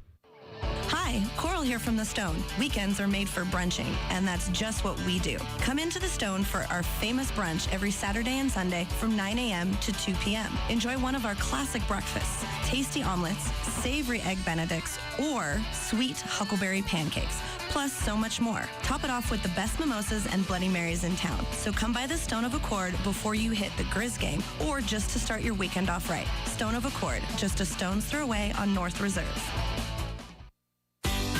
Save on front load and top load GE laundry sets at your local Fred's Appliance. GE has the first and only front load washer vented, so it has absolutely no odor. Fill with detergent once, and GE Smart Dispense will add the right amount for your next 32 loads. This saves you time and detergent. Fred's also has a big selection of top load GE laundry sets to choose from. GE top load laundry sets have large capacity washer and dryers that can easily handle large loads. Both top load and front load laundry sets come in a variety of colors to brighten your laundry room. Need to finance? No problem. Pay no interest is paid in full in 12 months at Fred's Appliance. You don't have to drive all over town looking for appliances. Fred's has the best selection anywhere. Stop by Fred's Appliance and see the GE laundry set that has absolutely no front loader odor. Fred's Appliance, 93 South, 5 minutes south of Brooks and Reserve. Fred's Appliance. Local, like you. Visit Carl Tyler Chevrolet for all of your vehicle needs. Whether you're looking for a new or pre-owned vehicle backed with Carl Tyler's lifetime powertrain warranty, or if you're looking for vehicle maintenance and repair, we have the expertise you are looking for. Carl Tyler Chevrolet is locally owned and operated for over 35 years. Visit us today at 3665 North Reserve Street or gmofmontana.com and start your adventure at Carl Tyler Chevrolet and find new roads in Montana. Open your new Stockman Bank account anytime, anywhere with online account opening. Now, you can open an account in minutes on your laptop, tablet, or mobile phone. It's convenient, simple, and secure. Open your new account today at StockmanBank.com. Then add our online and mobile banking services so you can manage your money when, where, and how you want. Stockman Bank, Montana's brand of banking. Member FDIC.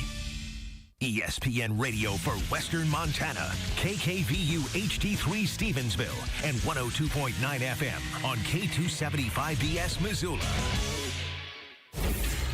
ESPN Missoula Sports Center.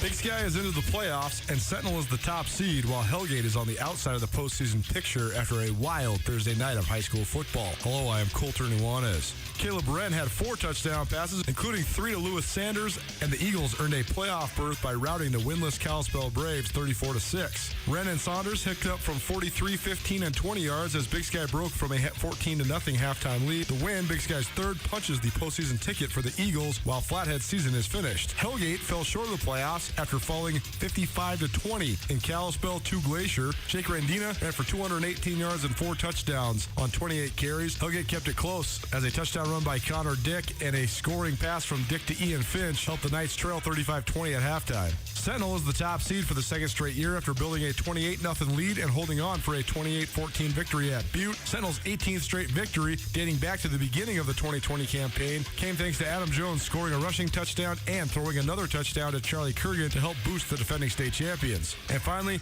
top-ranked Florence rolled to a 63-26 win over number 6 Big Fork behind 5 total touchdowns from Pat Duchesne as the Falcons stayed undefeated, and in Class A, number 2 Laurel stayed unbeaten with a 42-7 win over Havre. This ESPN Missoula Sports Center is brought to you by Selway Armory. Back if I could, needed to love it, the underdogs on top. And I'm gon' shine, homie, until my heart stop. Go ahead, envy me. I'm Raps MVP, and I ain't going nowhere, so you can get to know me. Needed to love it, the underdogs on top. And I'm gon' shine, homie, until my heart stop. Go ahead, envy me. I'm Raps MVP, and I ain't going nowhere, so you can get to know me. Oh, buddy. One of the great debut albums in the history of hip-hop. The Game, West Side Story. So good. Welcome back. Nuanez Now, 102.9 ESPN Radio, SWX Montana Television. I am Coulter Nuanez, broadcasting to you live from the Northwest Motorsports Studio. Visit NWMSRocks.com. That's NWMSRocks.com. Largest inventory of trucks anywhere in the Pacific Northwest. It's Trucktober, so that means 1.99% APR financing on more than 1,500 trucks offered by Northwest Motorsport. Missed anything in the first hour of the show? Rajim Seabrook rolling with me, Coulter Nuanez. We had Atu Molden, Grizz wide receiver, on the show to rehash and recap a couple different things, but also to tease our Grizz Greats podcast series. That's available at grizzgreats.com. Also talk some high school football, some scores from around the state, and some Grizz football. Some reaction from last week's 28-21 loss to Sacramento State for the Grizz, as well as Montana's trip to Moscow to play Idaho. Anything from today's first hour can be found on the podcast, which is proudly presented by Blackfoot Communications, Sportsbet Montana, and the Wingate by Wyndham Hotel. We talk all things Big Sky Conference football, specifically Montana State and Montana, here in a minute. But Andrew Houghton, our producer here at ESPN Missoula, he's been doing a great job making the rounds and getting some auxiliary interviews for us. He also has a new podcast focused specifically, on soccer. And earlier this week, Chris Chudovitsky, Taylor Hansen, a couple members of the University of Montana women's soccer team swung by. Chudovitsky, the head coach, and Hansen, one of the seniors for the Grizz soccer team. Here's Andrew's conversation leading up to what is the last weekend of the regular season here for the Grizz soccer team. Joining me here on the Soccer and Snow and Smoke podcast, Montana head coach Chris Chudovitsky, Montana right back Taylor Hansen. As the Grizzlies go into a really big weekend, the final weekend of the regular season, seems like the Weber State game is the big one, and you guys are playing that one. Is that tonight? Friday night. Friday night. Oh, Friday afternoon, I should say. 3 o'clock. Yep. We're recording this on Thursday morning. We're going to get it out before these 2 games hit this weekend. What's Weber State look like? I mean, what are you expecting from them this weekend? Because I know Idaho State, we can talk about Idaho State too, but Weber State seems like it's the big game this weekend. Yeah, Weber's currently tied for first place, and so watching them play last spring, even though they were in a separate division to us because of that COVID division schedule that we had, you could tell they were going to be good this year. And so I had previously picked them to finish first this year because you could tell there's momentum in that program and there's a very good coach in there. And so I think it's going to be the first time that we're playing a game since non-conference where both teams are actually going to attempt to play a little bit more soccer. Everybody else that we've been playing is very comfortable with their goalkeeper getting the ball and punting it as far down the field as possible and then trying to kick it over the top of us and run it down or get a free kick and try to score from that. Weber's going to try to play. We're going to have to be exceptionally disciplined in our shape if we want to pick those balls off that they're trying to play, and they're going to have to do the same thing. So it's going to be an immensely entertaining game, which is why I highly recommend that people come out and watch it play. That's a great sales point. Yeah. Go out Friday at 3. Friday at 3. South Campus Field, Montana against Weber State, potential first place in the conference on the line. Going to be an entertaining game. Taylor, your thoughts on that game? I mean, when is the last time you guys played them? Because you were in different divisions in the spring. When was the last time you guys have actually played Weber State? Probably 2019. 2019, yeah. All right. Yeah, it's been a while. But like Chris said, they're a team that moves the ball really well. It's always a fun game to be a part of because it's pretty soccer, I think. And yeah, just a good game. Let's talk about that a little bit. I watched your guys win over Idaho over the weekend, which was a super weird game and sort of the extreme of that kind of game, like we're talking about with the other team being really comfortable to sit back because Idaho scored in the first 5 minutes of that game, and then just sort of the entire rest of the game was played in their half of the field. What's it like playing a game like that, coaching a game like that, where you know what you have to do? It's very obvious what you have to do. The other team is letting you get a lot of what you want, but they're just so packed in like that. Yeah. It can be frustrating, right? Yeah. I mean, Tay, what are your thoughts on it? You were in that moment, in that first half specifically, as we tried to break that down. No, it can definitely be very frustrating, I think, because we were creating a lot of opportunities, and it's like, wow, why isn't it falling? We've had countless shots. Keeper made some saves, but just got to find a way to win. We came out in the second half and got it done. That was a fun game to be a part of. And I think going down 1-0, it was cool to see the team not waver from the game plan and just keep going to attack instead of getting discouraged by the goal that happened. What do you tell them? I mean, because you guys were still, I think, down 1-0 at halftime. It was working because you guys had a lot of possession, but it was a lot of long shots and crosses when you guys get into the attacking third. What do you tell them at halftime to sort of just get them to maybe be a little bit more patient, a little bit more incisive, or do you just tell them to keep going with what they're doing? Yeah, super smart comment there. We were a little bit more, especially once the subs came in, we became a bit more direct with what we were trying to do, and you can't do it against a team that's packing it in that much. You've got to create the spaces by changing the point more often. So hence the idea of playing with 5 across the middle. You can move it from wingback Taylor to wingback Z or Ava, and then just move that ball across the field to create the spaces that you want in the middle. And so you look at the first goal, it comes from a throw-in on the right that builds down to the left and then comes back into the middle to Molly Massman, our 6, comes out to Taylor, who scores, right? So it's gone wingback to wingback. And then next goal is the same thing. It goes from a throw-in on the right, swings across the middle into Z, who's now isolated 1v1 in the 18-yard box, not crossing from outside of it. She's in the 18, she can cut in, she can shoot, hits the post, we score the goal. So it was more so, can we keep moving it across the field to stretch them? Because it sucks having to go from the left side of the field to the right side of the field. Not just dropping and heading the ball out, but you got to move left, you got to move right. And so we really challenged Idaho that way to see if they could maintain that shape, and they couldn't. It just opened up the gaps that we needed to score the goals we needed. Quick digression with you here.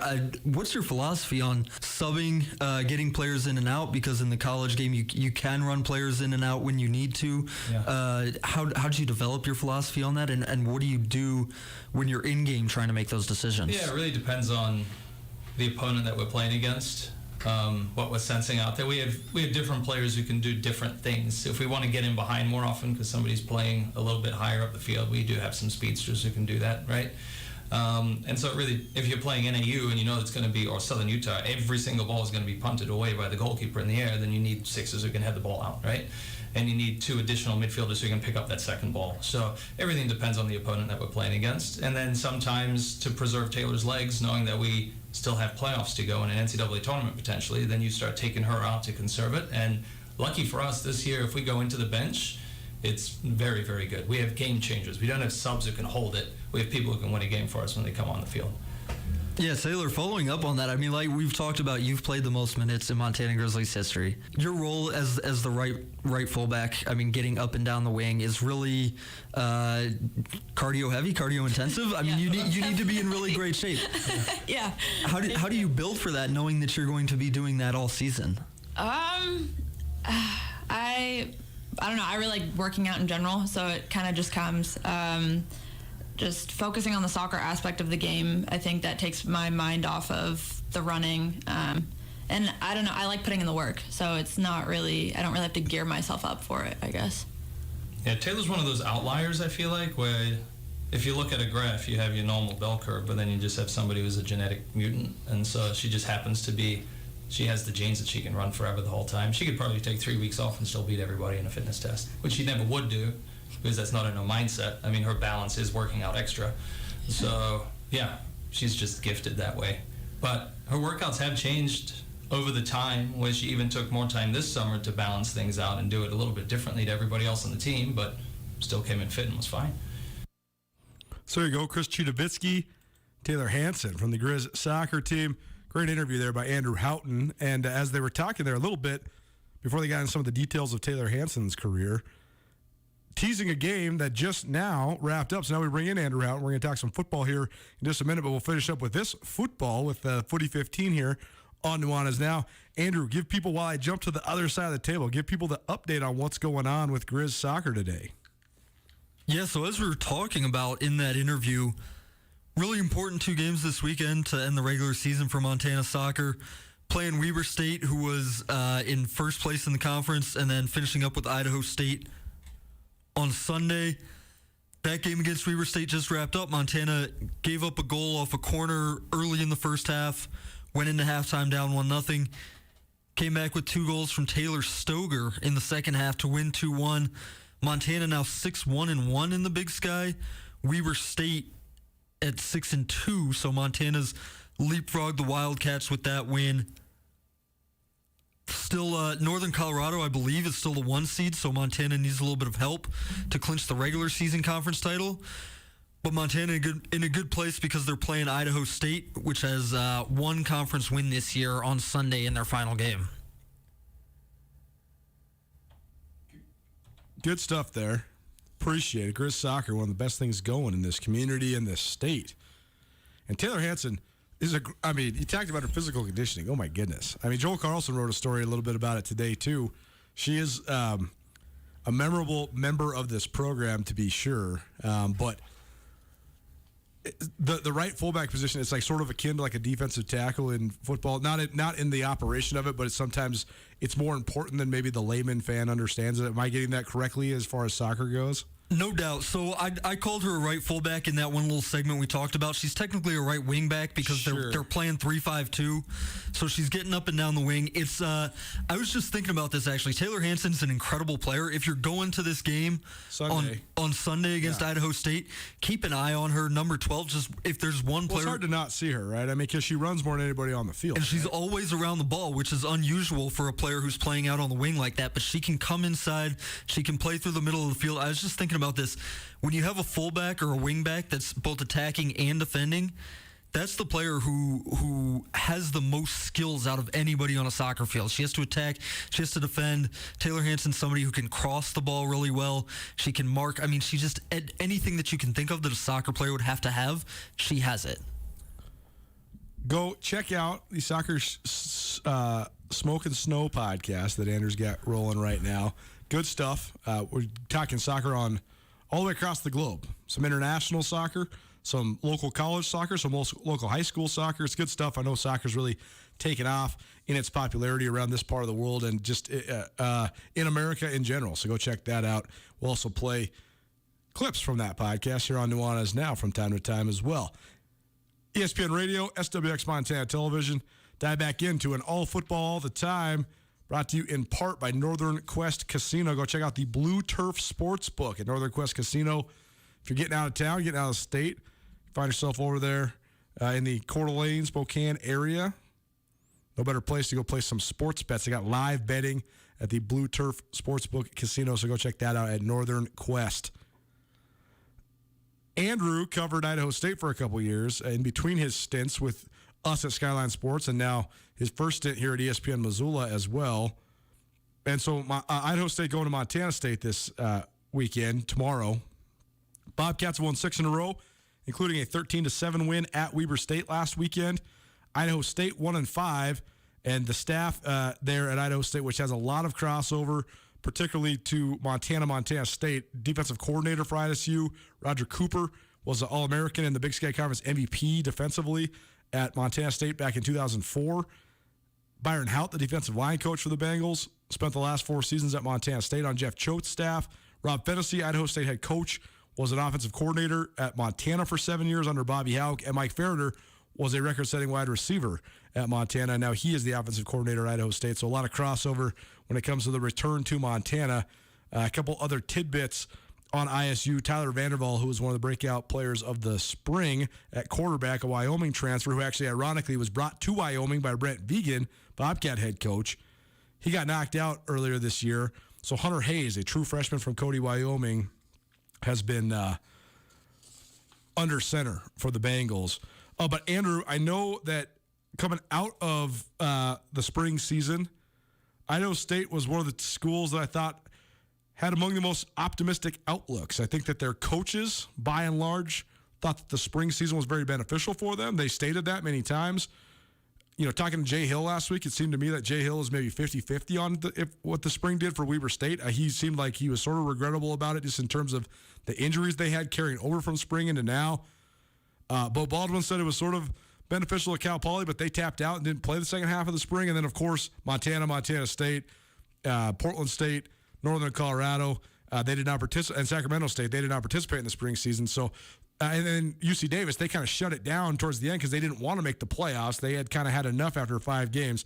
But Idaho State, it seemed like one of the schools that was the most optimistic. And because of that, because they did perform pretty well in the spring, they actually had a lot of, I don't want to say hype, but I think a lot of people that cover the Big Sky thought Idaho State was going to be pretty okay in the league, and instead they're 1-5. So I mean, give us the breakdown on what's going on with the Bengals, especially as they head to Bozeman to take on.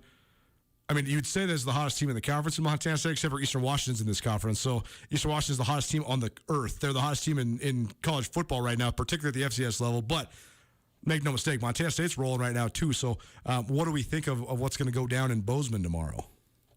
Yeah, I think playing in the spring really was the sweet spot for Idaho State. I mean, Rob Fennessy was saying that to me all spring, but it makes sense. I mean, they had a really young team. They were able to get guys a lot of reps and a lot of reps in close games because they played a lot of close games. Only one of their 6 games in the spring was decided by more than a score, I think. And that was the opener against Weber State. But I think you're sort of seeing the downside now of playing in the spring season with them, and it's come in. They're relatively healthy coming out of the spring, but a lot of injuries in the fall season now, and you don't want to pin that on playing in the spring season. Yeah, that's the interesting part, right? Is that I was thinking about this the other day. The linear correlation would be that the teams that played in the spring would be beat up by this point in the fall season, but then who's the most beat up team in the league? It's Montana, and they didn't play in the spring. No, I was just thinking this too because I did a podcast with Jordan Kay, who took over my job covering Idaho State at the Idaho State Journal down there in Pocatello. Man, Montana and Idaho State situations are the 2 most similar in the league. I mean, they lost their starting quarterback.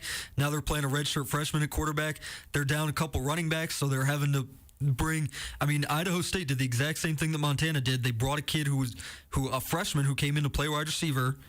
He's now their best running back, like Montana with Junior Berg, and it's Benji Omeyebu down there at Idaho State playing that same role.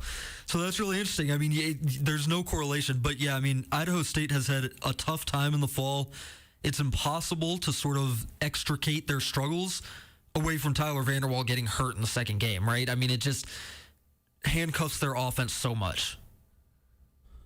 The coaching staff factor is also a very interesting one as well, because if you listen to the Big Sky Breakdown, which, by the way, I know we had Big Sky Breakdowns basically every day this week, so thanks to each and every one of you that headed over to Skyline Sports to listen to that. But Ty Gregorak, one of our regular contributors on the Big Sky Breakdown, longtime assistant football coach in the state of Montana, worked for 12 years at Montana, 3 more at Montana State. He was saying, you know, you can play it off as much as you want, But when you're going back to your alma mater, or you're going back to a place where you have serious ties, or you're going back to a place where you used to coach, that then you weren't a part of the plan moving forward, all those things. Like basically Ty was saying, no surprise that Andy Thompson coached one of his best games as the defensive coordinator at Sac State in Missoula, 20th anniversary of the 2001 national championship team, all that stuff. And so then you wonder, Roger Cooper is an all-time great Montana State Bobcat. He was the defensive player of the year in the Big Sky Conference in 2004.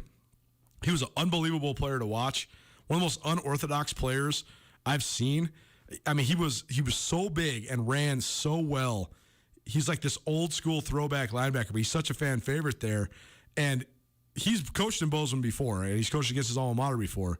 But it was an uphill battle because Idaho State, especially the early part of the Mike Kramer years, they had such serious talent deficiencies on defense. I mean, they couldn't.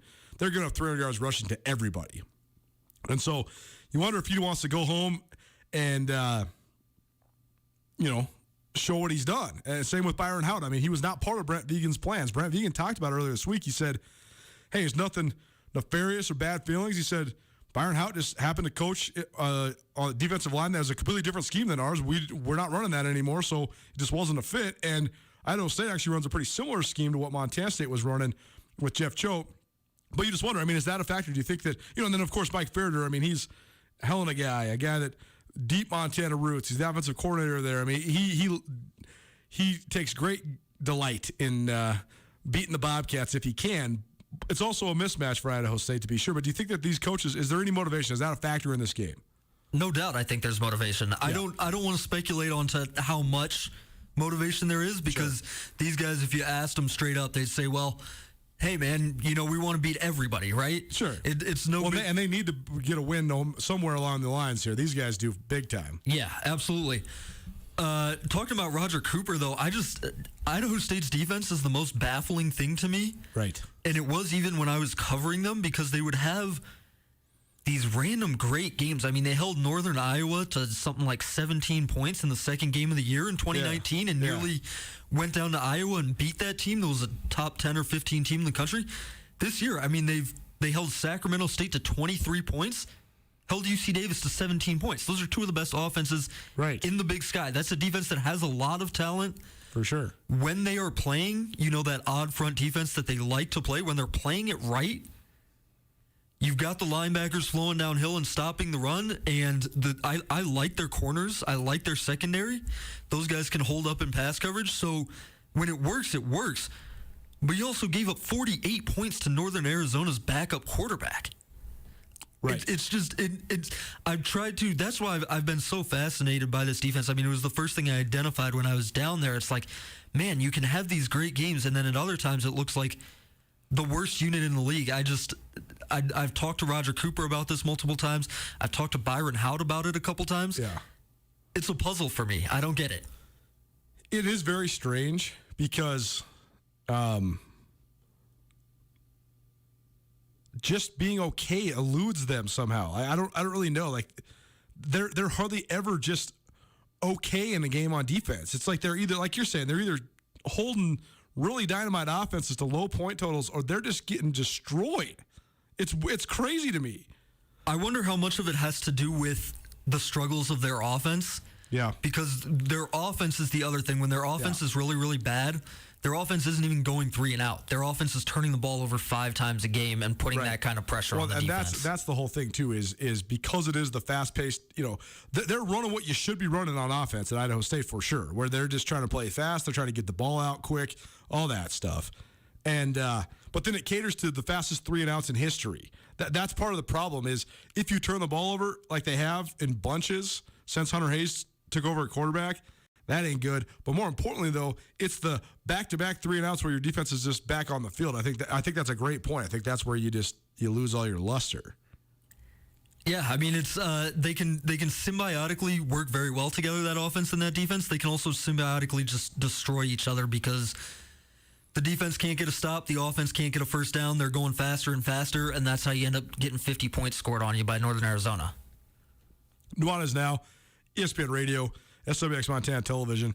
Hell, slip earlier. So we're going to be joined by Tanner Wilson, He's a former Polson quarterback who then played for the Grizzlies for a couple years. In fact, we're going to be joined by his younger brother, Jarrett Wilson. Right after this, Jarrett Wilson is currently the quarterback for the Polson Pirates. He's a junior, and he is lighting it up. Our Andrew Houghton caught up with him earlier. Prep extra number 2 of the show coming at you right after this. Jarrett Wilson, Polson Pirates. Keep it right here, ESPN Radio. Why build a work history at a job when you can build a future in your own business? Westpac Wealth Partners is looking for entrepreneurial-minded people who are ready to take their future into their own hands. Nick Tabor and his associates provide clients with financial tools and tested solutions for navigating this complex financial climate. Westpac Wealth also has a work culture that has been recognized as a best workplace in Fortune magazine. If you're ready to start building a business in a long-term career, apply at westpacwealth.com. Westpac Wealth Partners, LLC is not an affiliate or subsidiary of PAS or Guardian. Insurance products offered through Westpac Wealth Partners and Insurance Services, LLC, a DBA of Westpac Wealth Partners, LLC. The world of real estate is always evolving. That's more true now than ever. If you are a longtime Missoulian that is looking to upgrade or downsize, it might be the best time yet to sell. If you're in the position to buy something new, today might be the best time to buy. And no matter what questions you have when it comes to residential or commercial real estate, Mike Nugent and the professionals at Berkshire Hathaway in Missoula have your answers. To find out what Mike can do for you, give him a call today, 531-1802. And remember, every question is good to ask. Like most Montanans, we love a good steak. And because we're the Montana Club, we take the steaks we serve very seriously. We're confident to say that our custom grilled steaks are as good a steak as you're going to get. Now we're proud to add regularly sourced, naturally raised Castle Rock bison ribeye to our selection. And remember, the Montana Club steak entrees include the sides. Come into the Montana Club today for an unrivaled steak experience. The Montana Club on Brooks and North Reserve, Missoula. Bob Ward's is making the list and checking it twice. It's the Big Game Hunting Checklist Sale going on now at Bob Ward's. Your hunting and outdoor headquarters will help you mark off everything you need to gear up for big game hunting. Rifle? Check. Camo? Check. Ammo? Check. And the list goes on. Get into Bob Ward's now and gear up during the Big Game Hunting Checklist Sale, only at Bob Ward's. The gear you need, you'll find it at Bob Ward's. Sports and outdoors, Montana style. It's time again for a customer favorite, Florence Coffee's Pet Costume Contest. Now, through Friday, October 29th, dress up your pet and come to any Florence Coffee location after the morning rush. Your barista will take a picture and post it on our Facebook page. People vote with likes, and the prizes are big. For more information, go to any location or FlorenceCoffeeCo.com. Under the big sky, Florence Coffee Company. Introducing Sportsbet Montana, powered by the Montana Lottery. Join in the excitement of Sportsbet Montana by betting on your favorite sports and teams, both collegiate and professional, including NFL, NBA, MLB, MMA, NASCAR, and more. There are multiple ways to bet, including in-game, which gets you in on the action live as the game unfolds, and parlay betting, where you have the chance to win big. Sportsbet Montana is secure and interactive. Learn more at sportsbetmontana.com. ESPN Missoula Sports Center.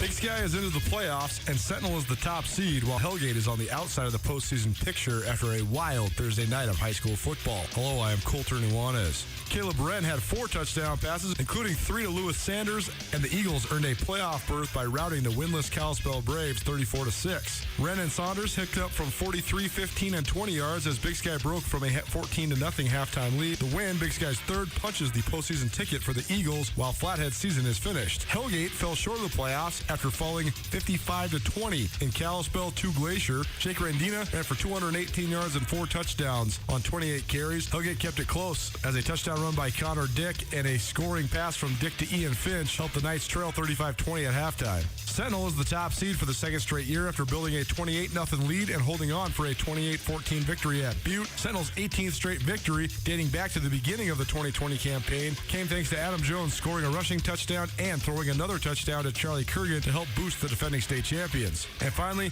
top-ranked Florence rolled to a 63-26 win over number 6 Big Fork behind 5 total touchdowns from Pat Duchesne as the Falcons stayed undefeated, and in Class A, number 2 Laurel stayed unbeaten with a 42-7 win over Havre. This ESPN Missoula Sports Center is brought to you by Selway Armory.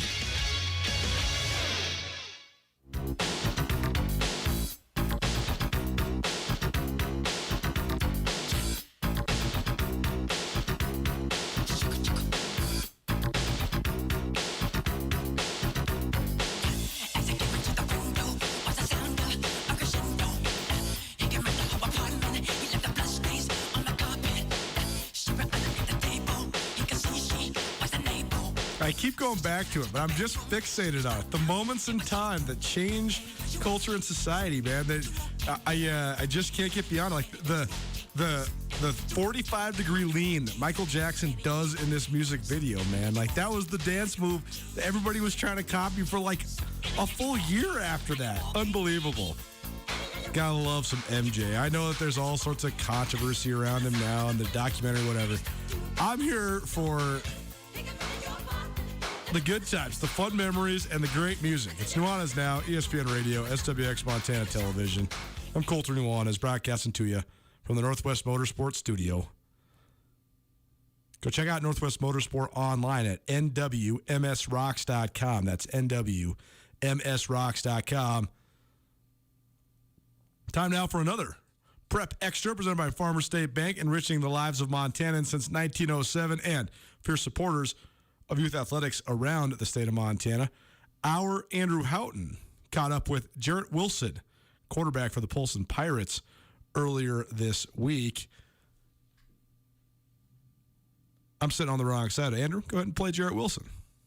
Welcome into a special edition of the Prep Extra segment. I'm Andrew Houghton. Joining me, Polson quarterback Jarrett Wilson, who's been putting up, I don't really even know how to describe this, video game numbers. Doesn't seem like it does it justice.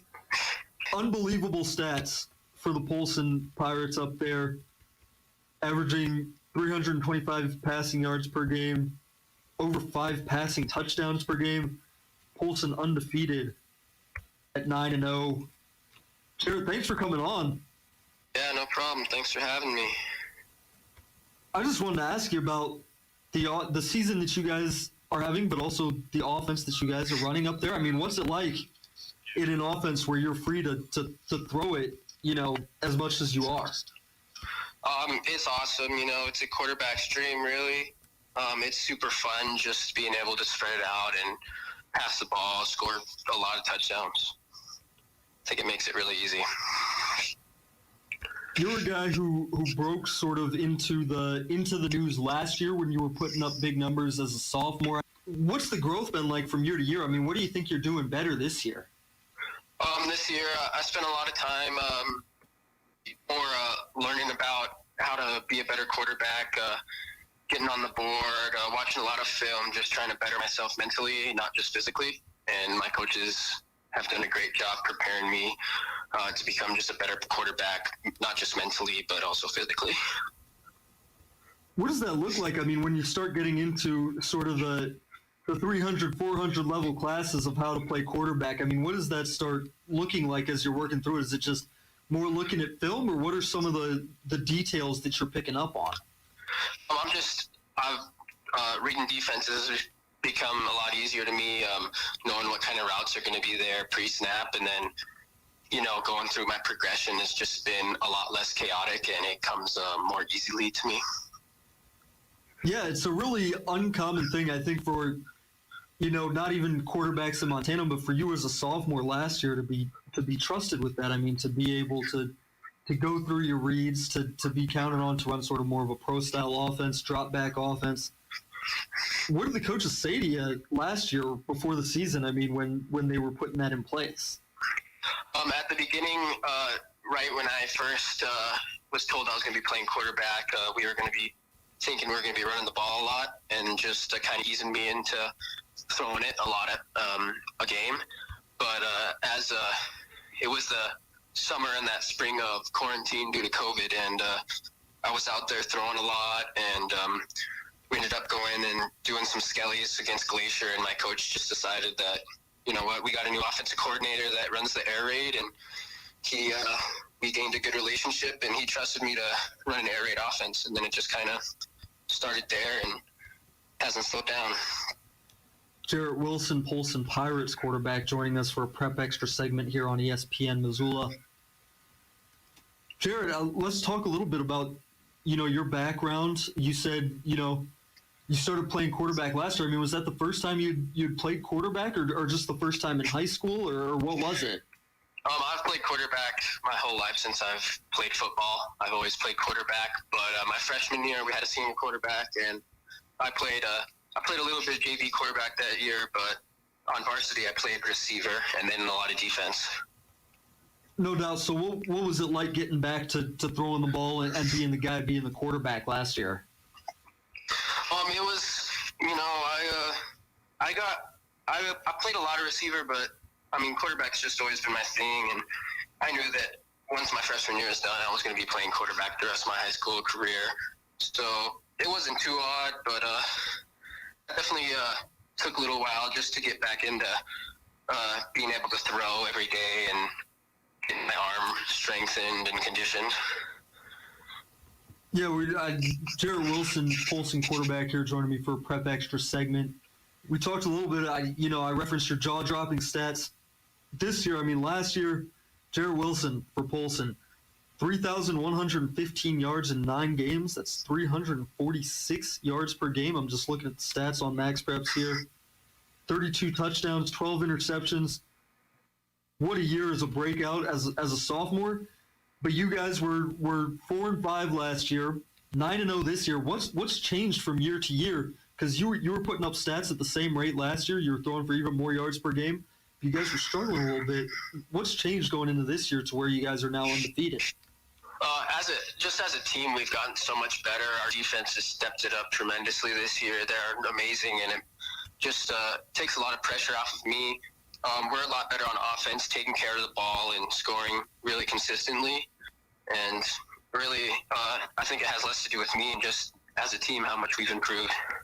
No doubt. What are your guys' goals as a team? I mean, is this something you talked about before the year, knowing that you were probably going to be improved from last year? Like, what you guys want to get to? Did you talk about that before the season? Yeah, we were really excited going into this season. We knew we were going to be really good. We had a lot of guys coming back, and since football ended last year, we were preparing for football season this year. And from the beginning of the year, the goal's been to win a state championship, and I think we've proven that we can definitely do that. Jarrett Wilson, Polson quarterback, joining me for a Prep Extra segment here on ESPN 102.9 Missoula. Polson undefeated at 9-0, heading into a game this week against Whitefish. Tough game for you guys. I know Whitefish 7-1. That's at Whitefish. Just what are your thoughts going into this regular season finale for you guys? They're a great team, and I think it's going to be a really good game.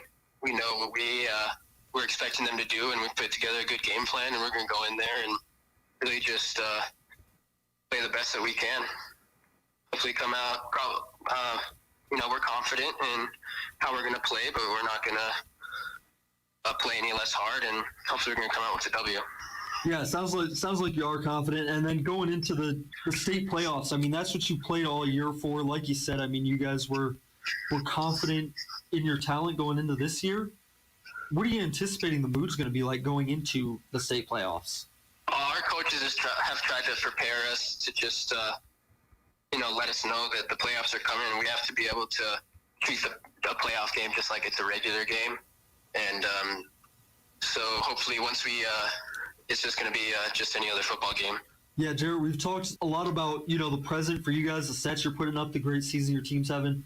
What's the future look like for you? I mean, what's the recruiting landscape look like for you right now? I mean, where are you looking at playing potentially in college? I don't really have a big preference. I want to play football in college, and I'm really just wherever the best opportunity is for me, that's where I want to go. For sure. Have you started getting more attention this year from schools who maybe saw you last year as a sophomore and wanted to see you prove it again this year, or wanted to see you with another year of growth? Yeah, I haven't got a ton, but I also this summer I was in a boot all summer due to a stress fracture, so I didn't get to go to any camps for any teams. But I'm hoping that once the season ends, maybe I'll get some coaches start reaching out to me. No doubt. That's Jarrett Wilson, the great quarterback of the Polson Pirates. Polson undefeated 9-0 heading into their regular season finale against Whitefish on Friday. Jarrett, thanks for your time, man. Good luck. Great to talk with you and great to get an update from you. I know a lot of people around the state are looking at those stats, looking at your guys' record and wondering what's the deal with this guy. So thank you for your time. Good luck the rest of the way and good luck in the state playoff. Yeah, thank you. So you go Jarrett Wilson, Polson Pirates quarterback. Undefeated this year, rolling right along. Polson, always good in several different sports. Softball, absolutely. Basketball, usually. They've had ebbs and flows in football, but they got a good team right now. They got an explosive offense, and they are definitely one of the class contenders in Class A, and big game against Whitefish tonight. So we'll keep you updated on that after that all plays out. A couple last thoughts on the battle for the Little Brown Stein with myself and Andrew Houghton. Keep it right here, ESPN Radio. Hi there, it's Les Schwab Tires, introducing the new Backcountry AT2 for a quieter ride with improved performance in wet conditions. Because when it comes to keeping your family safe on the road this winter, the right tires help you feel prepared for anything. Mom, hey Mom. Well, almost anything. Plus, save up to $130 when you buy Quatrack tires with financing. Les Schwab Tires. Limited time offer. Terms and conditions apply. See leschwab.com/sale for details. Hey friends, Colter Nuanez from ESPN Missoula here for Brett's RV and Marine. Today I have a helpful tip on why you should buy your RV now. By early spring, most national parks are already booked, which leaves RV owners looking for campgrounds off the beaten path or settling for second, third, or even fourth choices. Get a great deal on an RV from our team at Brett's RV and Marine and book your spots. They look forward to helping you plan for the sun at Brett's RV and Marine, 4800 Grand Creek Road, Missoula. Join us for some spooky symphonic music with your Missoula Symphony. Hi, I'm Jome Salonen, inviting you to join us for our next concert, Ghosts, Ghouls, and Symphony, on November 6th and 7th. Led by music director Julia Tai, the orchestra will perform The Nightmare Before Christmas, Symphonie Fantastique by Hector Berlioz, and Camille Saint-Saëns, Danse Macabre. Tickets on sale now. Call 721-3194 or visit MissoulaSymphony.org. Special thanks to the Good Food Store. Hey, this is Jeremy with your locally owned and operated Domino's. School's back in session, and we're excited for another great school year. And we know what happens when school is open. Some people go to bed early, and some not so much. So if you like staying up late, keep in mind so does Domino's. We're delivering pizzas, pastas, and sandwiches till 2 a.m. or later. And our drivers are happy to deliver food while you're up late studying for your classes. So give us a call at 721-7610 on South Ave, 926-6411 on Reserve Street, or check us out online at Domino's.com. Compass Barbershop is Missoula's retro barbershop and salon for everyone. From precision cuts and shaves to facial waxing, Compass Barbershop has it all. And now through November 15th, book your shave or beard trim and haircut with Jason and get $15 off. With convenient online booking, it's easy to schedule your appointment today at compassbarber.com. Don't forget to book with Jason for the shave and cut special. Find your way to Compass Barbershop, open Monday through Saturday on the Hip Strip at the corner of Modern and Retro. Open your new Stockman Bank account anytime, anywhere with online account opening. Now, you can open an account in minutes on your laptop, tablet, or mobile phone. It's convenient, simple, and secure. Open your new account today at stockmanbank.com. Then, add our online and mobile banking services so you can manage your money when, where, and how you want. Stockman Bank, Montana's brand of banking. Member FDIC. It's Nuanez now on 102.9 ESPN Missoula. Watch the show statewide on SWX Montana Television. Alright, so do you like it? Say yeah if you like it like that. Yeah! Do you like it? Hell yeah if you like it like that. Hell yeah! Do you like it? Tell me if you like it like that. Do you like it? When I was like 6th or 7th grade, I liked two different girls. So I decided to buy each of them Christmas presents. And I used to buy people CDs for Christmas presents all the time. And I also had a good buddy that we would exchange Christmas gifts all the way back from when we were young. The point is, I bought 3 CDs. I bought Human Clay by Creed, Lifehouse's debut album, and then this album by A Tribe Called Quest. It was their first album in like 5 years. This one, which was supposed to be the hip one, was supposed to go to my best friend, and then the other ones were supposed to go to the girls. And I screwed up the wrapping and accidentally gave this one to the girl that ended up becoming like my 8th grade girlfriend. I was very happy about it when it happened. But funny because it was a mistake that I actually gave it to her. And then when I was picking this song the other day, we remained friends some 20 plus years later. And I texted her this song and she was like, oh my word, I haven't listened to this since like riding the bus in 8th grade. So this is why music's great, man. Great memories. Tribe Called Quest, one of the best ever. It's Nuanez now, ESPN Radio, SWX Montana Television. I'm Colter Nuanez, coming to you from the Northwest Motorsport Studio. Trucktober at Northwest Motorsport. That means you can get as low as 1.99% APR financing on their vast and massive inventory of trucks. Visit them in Missoula, the corner of Stevens and Mount, or go to nwmsrocks.com. That's nwmsrocks.com. Missed anything in today's show? Heard from Atu Molden, legendary Grizz receiver, part of our Grizz Greats Extension podcast series. Atu's episode is up. I recorded one with John Casper this week. I'm recording one with Joe Glenn next week, and going to continue to make the rounds until we got around 20 episodes for you. So you can visit grizzgreats.com to find all those episodes. We also talked some high school football and some Grizz football. Hour number 2 broke down the Idaho State-Montana State matchup. Also talked some Grizz soccer. They were victorious over Weber State, so they are now climbing towards another Big Sky Conference championship, or maybe a run in the Big Sky Conference tournament. And also talked a little high school football. Jarrett Wilson, the quarterback for the Polson Pirates. All that available on the Nuanez Now podcast, proudly presented by Blackfoot Communications, Sportsbet Montana, and the Wingate by Wyndham Hotel. Only a couple minutes left here on Friday, but we'll bring it all the way around full circle. I talked for about 13 hours of recordable content on this game and on the Grizz this week before we even hit Wednesday. The level of interest is profound. It's the number one reason why Idaho needs to be good, because Idaho's been really bad since they came back to Big Sky, yet they still have a ton of interest around them, not just within their fan base, but interest around the Big Sky as well. So we bring back in Andrew Houghton, SkylineSportsMT.com, as well as our producer here at Nuanez Now. And Andrew, I know that we've talked extensively about what's wrong with the Grizz, but how about just the matchup with the Vandals? Because even though this is a Idaho team that lost 71-21 to Eastern Washington last week, it's still a team with a lot of talent, particularly on the defensive front seven. They do have some playmakers, and they have made the decision to go with a pretty unorthodox guy at quarterback. We'll see if that holds, but my sources say that both CJ Jordan and Mike Beaudry are out. So it looks like Zach Boris's show. So what do you think of this? Because even though Montana should and could be a heavy favorite in this game, running quarterbacks and weird running systems have given this swarming Grizz defense some problems in the past.